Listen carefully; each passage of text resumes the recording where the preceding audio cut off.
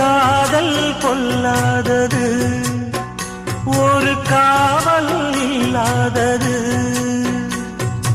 ஊதக்காத்தில் வஞ்சி மாது ஒத்தையிலே வாடும் போது போர்வை போல பொத்தி அணைப்பே.